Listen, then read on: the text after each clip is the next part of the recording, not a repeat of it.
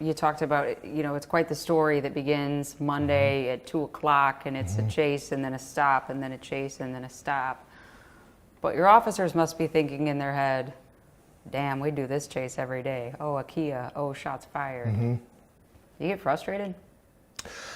Well, I think the community is frustrated. I think there's plenty of neighborhoods around the city where people have seen, especially in the last 6 months now, just Kias and Hyundais, joyriding, driving recklessly through their neighborhood, and really just putting a lot of people in danger. And while that problem in and of itself is a property crime, right? It's something that is affecting a lot of our residents. It's a lot of our residents who own these vehicles do not have full coverage. So when their cars are stolen, they are paying, going through all this inconvenience, trying to fix their cars, trying to still get to work. But what we've seen, just the repeated nature of this auto theft and just the explosion in the volume of these thefts, we've seen a lot of repeat offenders getting more deeply involved in crime. And really putting themselves and the community at large at greater and greater risk as time goes on. Did that pent-up frustration cause you to want to change the pursuit policy? So my concern with the pursuit policy here is that we have a very real problem with gun violence. And while we need to have a pursuit policy that balances the risk to the public, both by the perpetrator that we're trying to capture, and then also the enhanced risk that happens whenever we have a vehicle pursuit. But we have a real problem around gun violence. And so I have noticed there have been situations where officers have been present or very close by where a firearm is discharged, or a person may have pointed a firearm at someone. And again, oftentimes from these stolen vehicles, and the way the policy currently stood, it did not allow for a vehicle pursuit. In order to pursue someone for example, in a shooting incident, you would have to know there was at least a victim.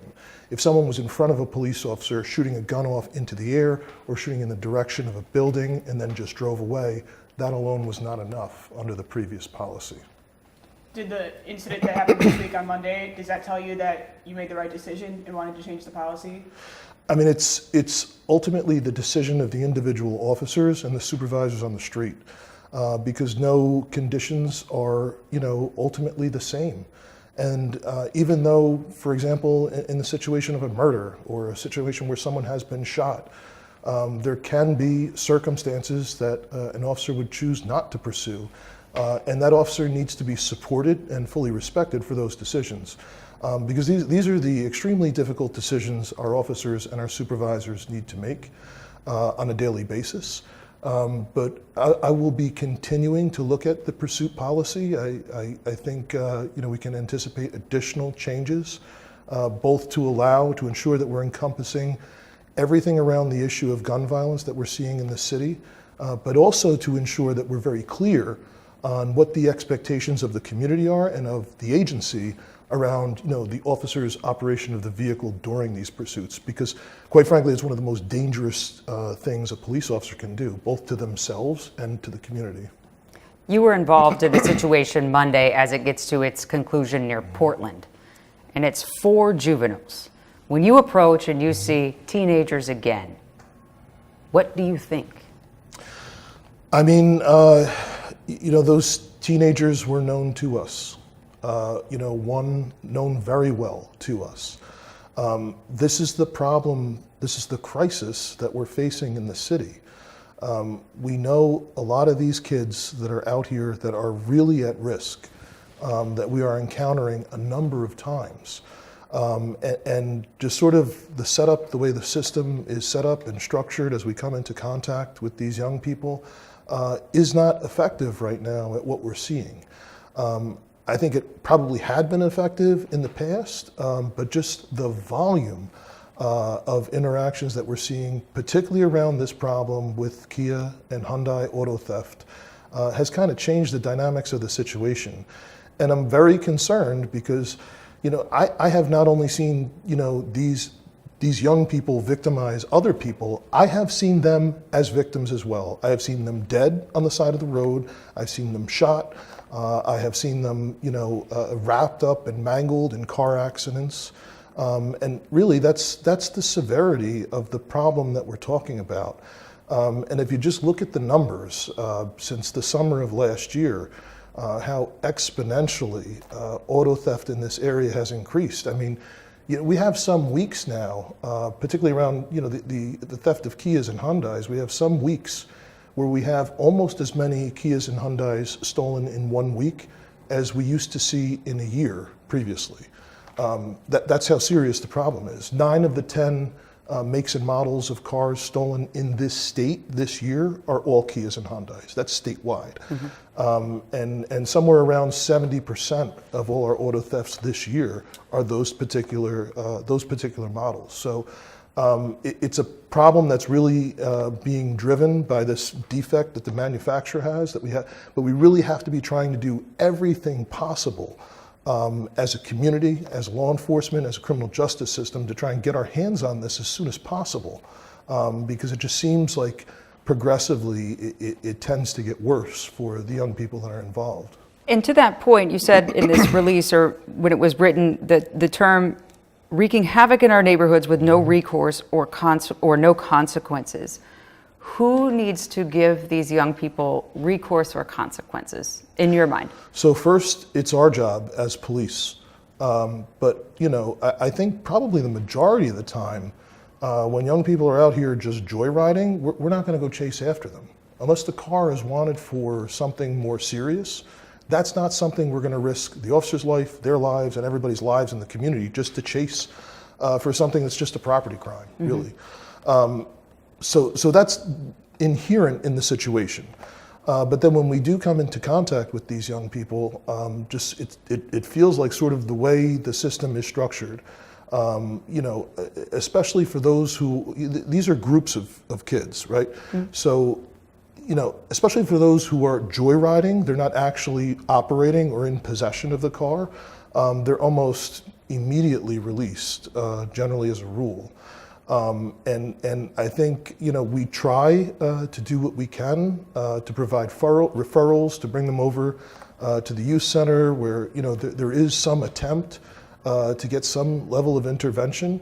But it feels like, quite frankly, we're not able to take the fun out of this, that the services that we have are not effective, or maybe they're not enough.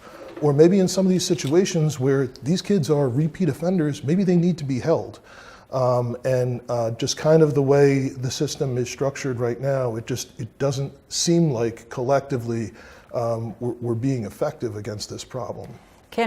Especially with these repeat offenders, you mentioned one that you came into contact with this week in this case. Yeah. Can that case be investigated by your team and then finally passed on for charges, or are these suspects too young? Yes. No, this case is. And this case is more serious, obviously, than most. I mean, there were 2 handguns recovered. It wasn't like there was a person shot. It was merely property damage. But still, there were 2 illegal guns recovered. And the auto theft itself, excuse me. So that case is being investigated for charges, but still, what gets us to that point is just this repeated joyriding that's happening. And then the limited times that police are making arrests, there is a lack of accountability. So that's essentially, I feel like that's almost providing negative reinforcement to these young people for that behavior. They are learning that, you can do this, and even when the police catch you, you're just going to be immediately released. So how do we fix it? I think, I think we have to take a look at the services that are available, making sure that there's enough dosage of services for young people that are coming first into contact with us. The first time this happens, that's when we need to get them. And we need to be able to have a consequence that's clear. Look, you can go over here and go into this program, but the minute you don't, there's going to be a law enforcement consequence. And I don't feel like the system is kind of set up for that yet. So we don't have that yet. Yeah, I don't feel like it's set up for that yet. And I don't feel like we're doing a good job collectively, when we do know about some of these repeat offenders, unless They're already at the point where we've been able to identify and prove that they're now involved in more serious issues. They're now involved in armed robbery, and then that becomes different.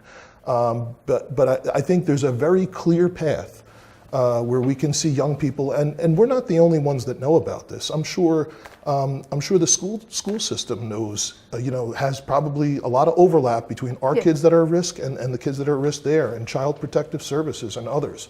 And I think we really need to be trying to look at ways to intervene earlier.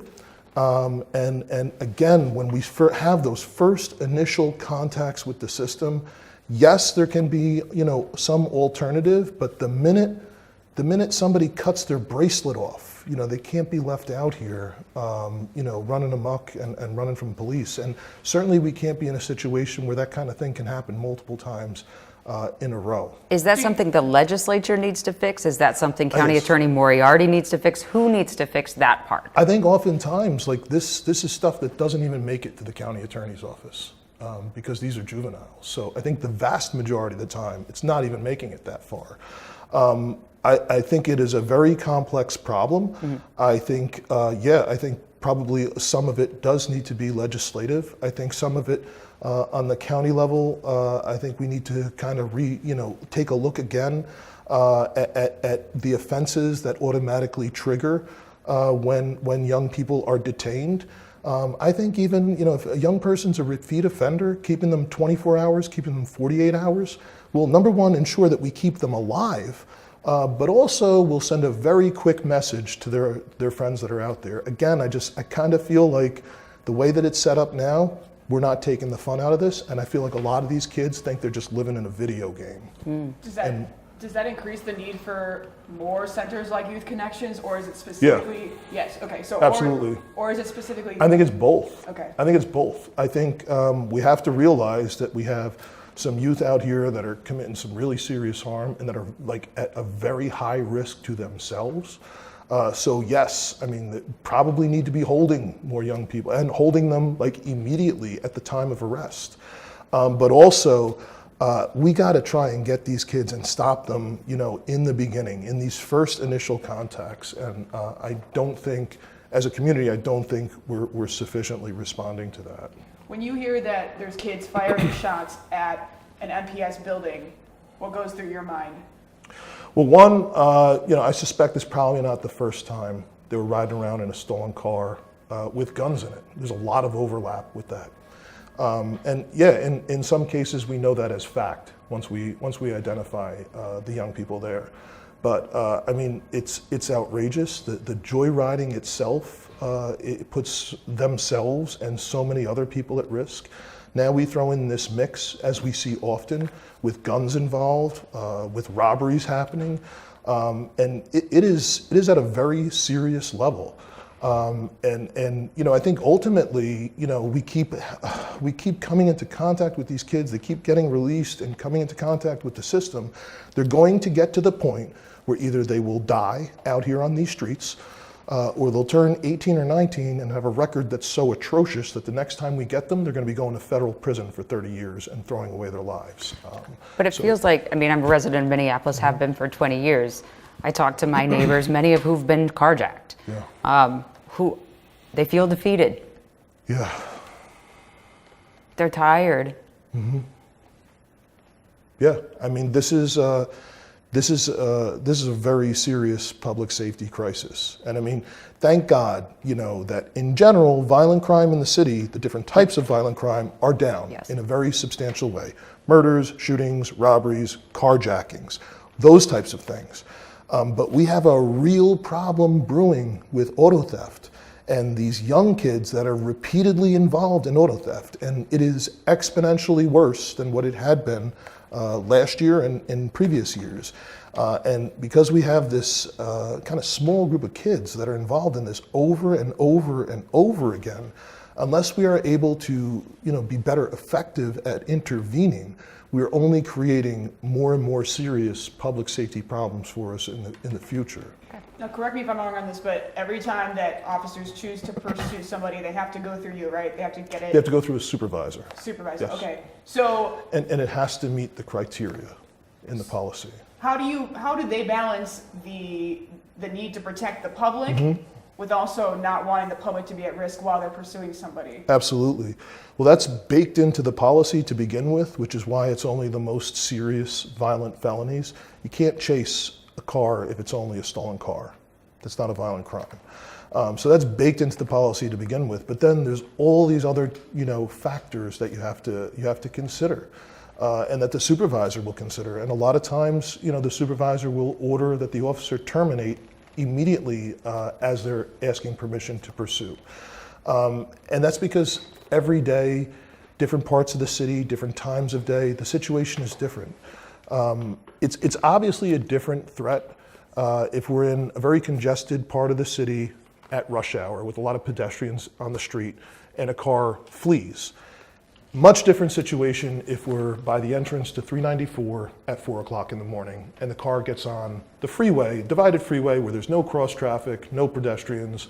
That's obviously a much safer situation. So it is something that's situation dependent, and even at the same time on the same day, it can be different in different parts of the city. So it's something that has to constantly be evaluated, and immediately as we do engage in these pursuits when they are necessary, we are very often supported very quickly by the State Patrol. And their helicopter comes in, they're able to monitor the pursuit from the air, as was the case on Monday, and then the ground units are able to back off. So that the person being pursued thinks that they got away and then eventually abandon the vehicle, which is what happened on Monday, and then the ground officers can move in to arrest. So you say this is a small group of teens. How small are we talking? Dozens? I mean, I think it's hard to put an exact number. This is definitely a small group. I mean, we know, for example, just in general, we know of all offenders, those who are causing the most harm, the most crime, those who are out here pulling triggers, shooting in the city, that's like less than 1%, like across the board. It is definitely a very small group. We have sort of a list of known offenders that we are very well aware of, and that, when I asked for it here the first time, within a week, one person on there, was involved in a shooting. So I'm very confident that the department here and the intelligence function here is very good at identifying those that are at risk and narrowing down to ensure that we're trying to be as precise as possible at who we're targeting. But I think the issue is, again, that we're lacking the ability to hold these kids accountable as they're repeatedly coming into contact. Any other policy changes that you plan on making? There definitely will be another revision to the pursuit policy. I want to ensure that I'm including every situation involving gun crime that's happening frequently. I think the two things that we added recently are something that I could do clearly and immediately without much other considerations. But I do want to look at the policy and ensure that perhaps in other instances, for example, if we are able to tell that someone is simply, a felon in possession, for example, that we ensure that type of thing is included without the gun actually being used or being pointed, that type of thing, to make sure that we're including all of that. But again, we need to make sure the policy is very clear, that officers have a very clear understanding that their operation of the vehicle is very critical in these situations. So I want to make sure that the policy is also tightened up in that area.